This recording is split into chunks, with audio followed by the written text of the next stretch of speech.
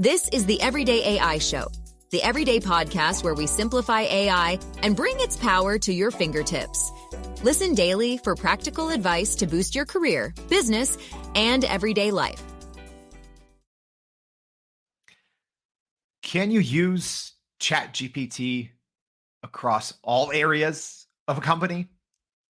That's one of the things that we're going to be talking about today on Everyday AI. This is your daily live stream podcast and daily newsletter. That's right. Go to youreverydayai.com to sign up for that newsletter. But this is yours. We talk about everything that's happening in the world of AI, and we bring on experts in their field to talk about how they or them or their companies are using AI. So before we bring on our guests, let's quickly talk about what's happening in the world of AI news. There's always a lot going on. It's hard to keep up. You can spend hours a day and instead just spend 15 minutes with us every morning. So as a reminder, if you're listening live, please drop a comment, especially when I bring our guests on for the day. But let's go ahead and run down what's happening because we have some big stories that are going on in the world of AI. So first, and this is hot off the presses. This has only been out for, I think, a couple of minutes, but the EU Parliament has moved ahead with a monumental AI Act. So it's called the European AI Act, and it is the first law in the kind of in the Western world. So essentially what's happening is they are saying these foundation models, such as ChatGPT, need to include provisions to ensure that their training data does not violate copyright law. So again, this is just kind of fresh and new. And there's been a lot of kind of back and forth between OpenAI, the ChatGPT parent company, and just different EU nations in terms of regulation. So this is going to be very, I'm not going to say exciting because it's depending on your thoughts on ChatGPT, but regardless, there's going to be a lot of activity on this in the coming months, and also what this means for the U.S. So more on that in the newsletter. Salesforce, they've really been going all in on AI lately. So they just recently announced a comprehensive suite of just AI infused software. They're calling it I believe the Salesforce AI Cloud, and they have a starter pack. This does seem to be geared more toward enterprise companies, given its reported price tag of about $360,000 annually. So, if you're a small business or an entrepreneur, probably not for you. But if you're an enterprise company that's using Salesforce in every part of your business, that's something to keep an eye out on. Last but not least, the third of our news stories, and we'll have more in the newsletter, Meta is releasing its own AI image creation model. So there's a lot of popular ones already on the market. From OpenAI, you have DALL-E, private company called Midjourney, who I think is the leader of the pack. Meta has released, so this is the Facebook parent company. They've released their own version of an AI image creation model called iJepa. And it apparently is doing kind of this AI image creation a little different than the other models. And it's using what it says knowledge of the world to complete images rather than kind of the similar technology that the other companies use, which is looking at nearby pixels to kind of like autocomplete an image. So they haven't released a ton of samples. We'll go ahead and link their research paper in the newsletter that shows kind of some basic methodologies, but it should be exciting to see what comes next and how Meta can really push, what's going on in that space. So those are the big pieces of news. Make sure to go to youreverydayai.com, sign up for the newsletter, read it, because we're going to have a lot more about these and other stories. But let's bring in our guest for today. Very excited. So we are, welcome to the show. We have Erik Boemanns. He is the VP of Technology and Security at Improving. Erik, thanks you so much for joining us. Yeah, absolutely. Thanks for having me. We have a great conversation to get to. We're going to talk about ChatGPT, not just ChatGPT, but also how companies like Improving are using it, and even talk a little bit about Microsoft CoPilot. So as a reminder, we have a couple comments for people who are tuning in. So if you do have a question for Erik, please go ahead and drop that comment. So a couple people are already commenting and excited to hear what we're talking about. So Erik, just give everyone a quick overview kind of Improving, what you guys do, and kind of what your role is at Improving. Yeah, absolutely. So Improving is a IT consulting company. We do a lot of different IT consulting, software development for mid-market and large clients, and some small as well. We actually have offices in Canada, US, and Mexico now, around 1,600 consultants and growing. So pretty big consulting team and a lot of different technical services. And so one of the things that is super important to us is we are both advising our clients on technology, but also using technology ourselves. Is what AI is going to be doing for us, an internal business capability, but also as a consulting area as well. And so I do want to quickly just kind of disclaim that as we're talking today, this is not Improving's internal official stance on that. That's something that we are, just like the rest of the world, learning to figure out that, working with our in-house counsel. I'm thinking about the security side, and then we have another gentleman who's helping us from the consulting practices side. And so just to kind of that, we are thinking about this the same way a lot of other companies are. So as we talk today, it's more, how do we approach that problem? What issues are we seeing, and how are we helping our clients as well think through this? So just wanted to get that out there as well. Yeah. And that's a great point. So let's even talk about this, because I'm sure you have people internally who are looking at you, and you're obviously working with other decision makers as well. So whether you want to talk about it through the lens of Improving and what you guys are doing, or just businesses of your size in general, but how do you think companies should be handling the use of AI tools? Specifically ChatGPT, because it's there's great power, but also, great responsibility. So what's your take on just, how you can moderate it and I guess respectfully use it, in an office setting? Yeah, no, exactly. And I do think that's something that there's so many aspects to it, right? Because it is a super powerful and capable product today. And of course, some of the things that we're talking about too, like CoPilot is coming soon.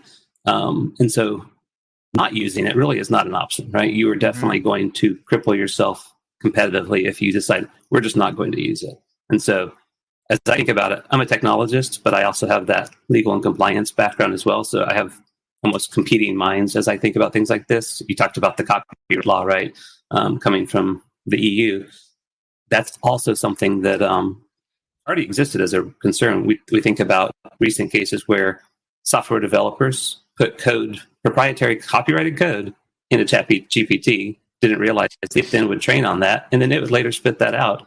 And now they violated U.S. copyright law, probably, we would assume, but also enable ChatGPT to do that. And so as a consulting company, or as just any company that has your own intellectual property, are you exposing it? Are you losing it because you are using a product like ChatGPT? But also, how do you use it and get to where you need to be competitively? Because again, like I said, not using it, it's not an option. Yeah. And I'd say, when companies are hiring, Improving, whether it's in IT consulting or software development, I'm sure on the client side, there's maybe different expectations, or maybe sometimes unspoken expectations in terms of your use of ChatGPT, or, like we talked about, Microsoft Copilot or other AI tools. How do you handle that kind of balancing act between even if a client asks for something, like how do you handle that? Because it is kind of a gray area, at least here in the US for now.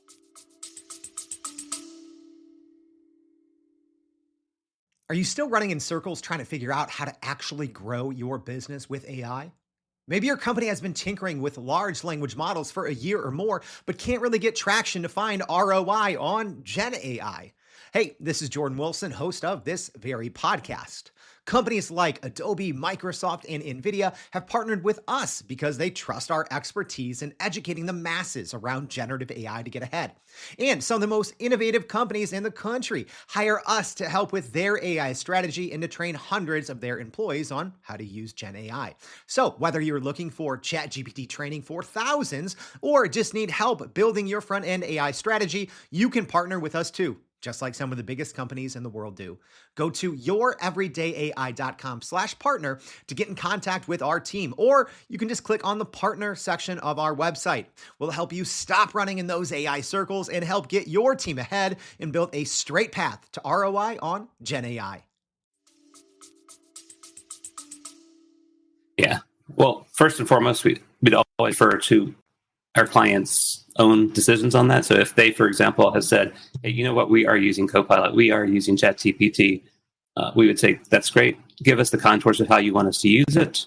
Do you already have policies? Do you already have accounts and services? All those sort of things. Do you have your own controls in place with them to protect your intellectual property? If you do, awesome. Problem solved, right? Because they have made those business decisions. They've put the relationships in place. They've put the safeguards in place, and we kind of know the contours of that. That's the minority. Right? Yeah. That's a good point. And, explain a little bit, and this is something I'm very curious about, Erik, at a larger company such as Improving, that is, it's always evolving, right? Like what ChatGPT means or can do, 4 months ago is much different than now.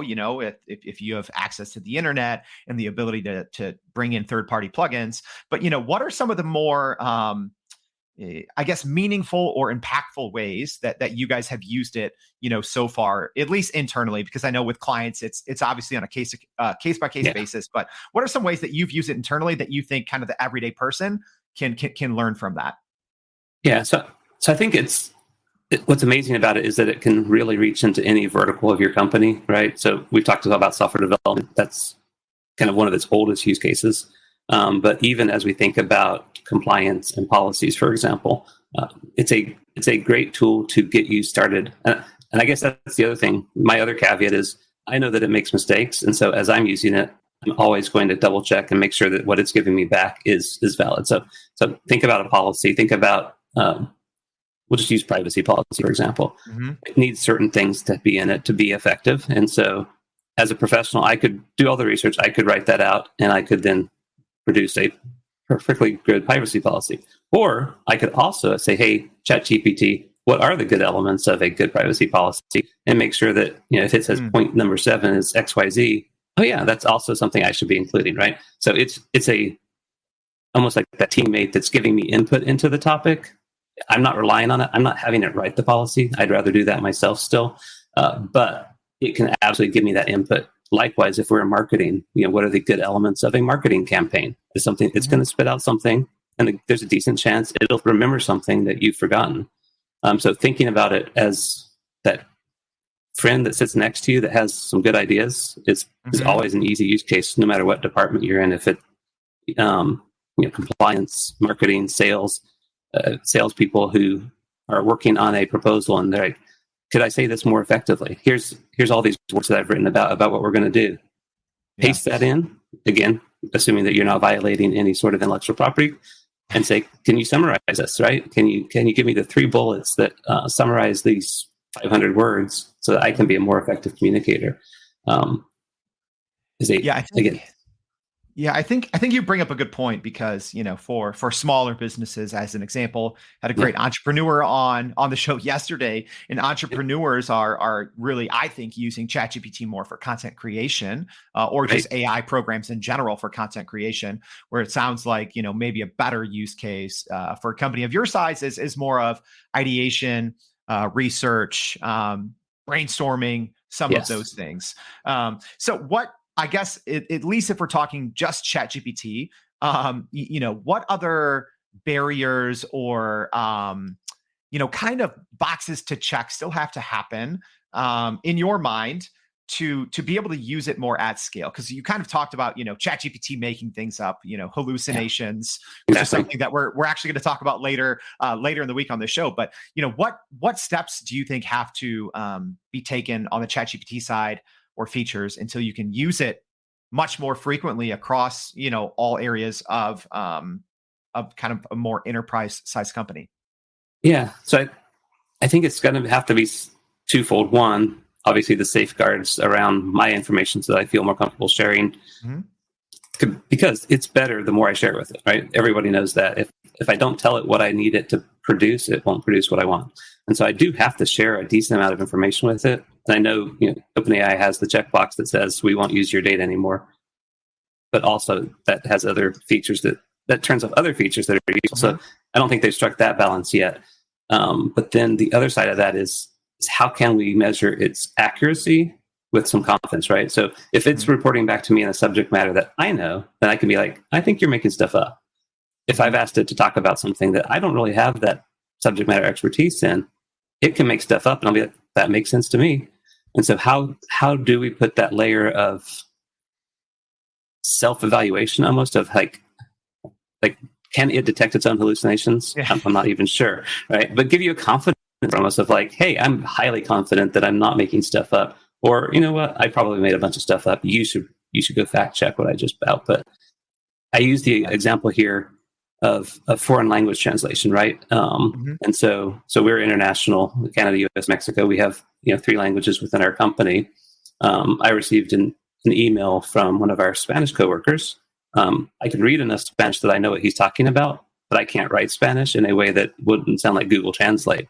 And so I, just for an experiment, did it in Google Translate, and then also did it in ChatGPT and had it output what I would have wanted to say in Spanish. And I read it, I'm like, I just don't think that's what a native speaker would have said. I think it's grammatically correct, just like Google Translate tends to be grammatically correct. The ChatGPT answer, I think, was right, but it wasn't actually how someone would talk. And so if I just said, hey, translate my entire website to Spanish, I believe I would be creating a very embarrassing piece of marketing for Spanish speakers, right?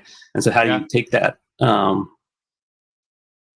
expertise of, again, it's an area that I have enough knowledge that I can believe it and not enough knowledge that I can validate it. And so that's, I think, maybe the question that I want to know how to trust it, right? So, Sure. And you bring up some fascinating points. Even asking ChatGPT, how confident are you in this response? I actually, a pretty frequent listener of the show, I'll give her credit. Maybrit says that she asked ChatGPT, give me a confidence score on this. Is it 0%? Is it 100%? And, she says she's getting varying degrees. So that's an interesting take to ask, ChatGPT, how confident it is. Daniel, thank you for the comment saying, exactly kind of echoing what Erik is saying, that you need to be checking the answer regardless of where you get it from. Whether it's Stack Overflow or ChatGPT. That's a great point, Erik. Let's quickly talk though, Erik, about Microsoft CoPilot. So for the everyday person, if you're not super familiar, Microsoft CoPilot is going to be it's getting slowly rolled out. So it is kind of live for a select few customers. But if you think of what ChatGPT is capable of, and you have to log into a browser, think of that throughout your entire operating system experience on Windows. So regardless of what Windows program you're using or on the actual operating system, you have that AI capability there. Erik, what does this mean for, improving specifically, when that is rolling out? And also, what does it mean for other companies and just the future of work?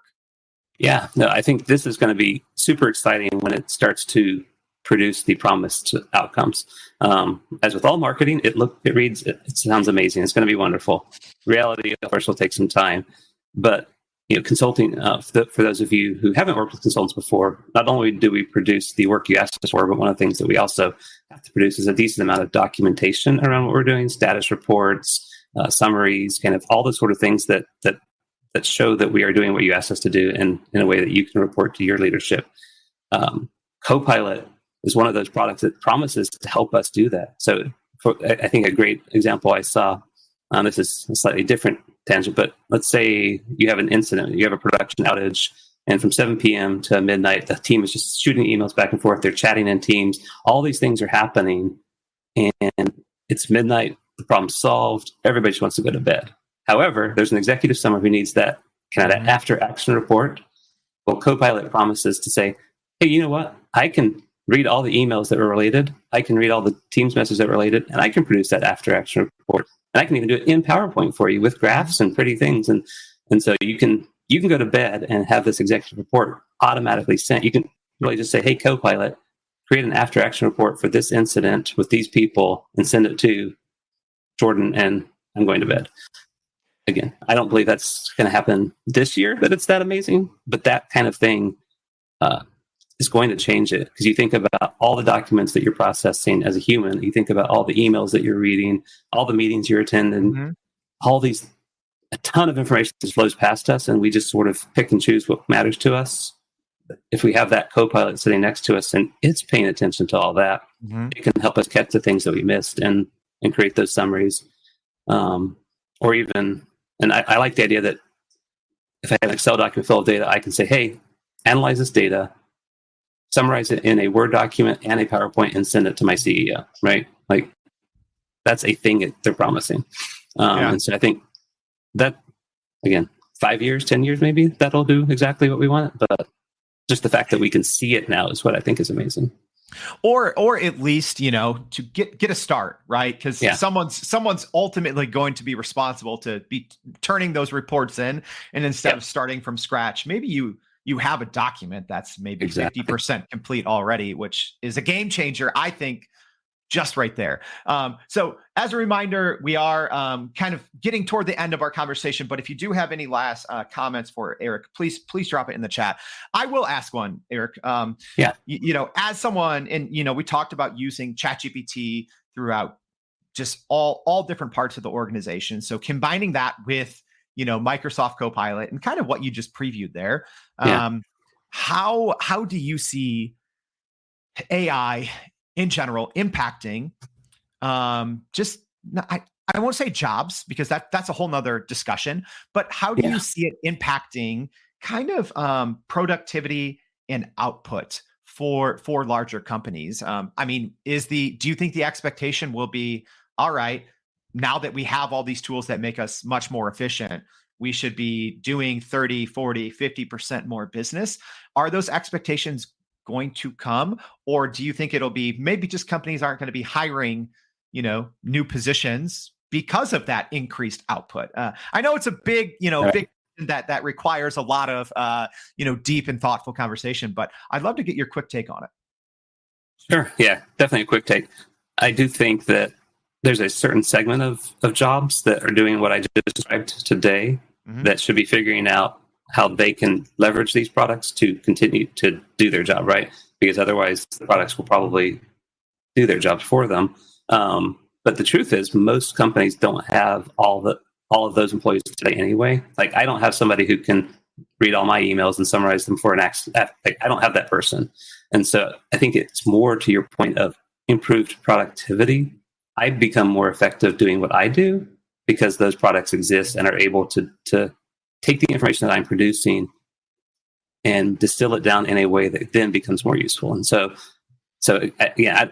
in our case, we're not losing people because of it. We're actually getting more productivity out of it, and in a way that doesn't impact jobs. It's not that, hey, Erik is now 30% more productive, we don't need a second Erik.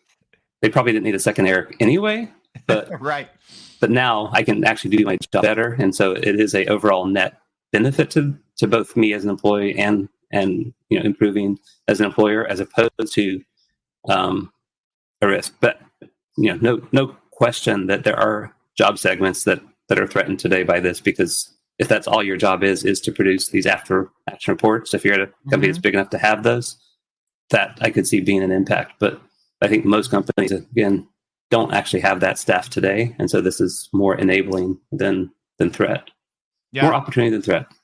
Yeah, no, that's obviously, these things require a lot of conversation, but I really appreciate your quick take on that, because I think that my takeaway from hearing you say that is, if you're in a position where you can be using AI, you should be, right? Because it's it is the way of the future. And even what you talked about, Erik, when companies like Microsoft are infusing, this type of technology into their core product offering, that's a signal of what's to come, right? Absolutely, yeah.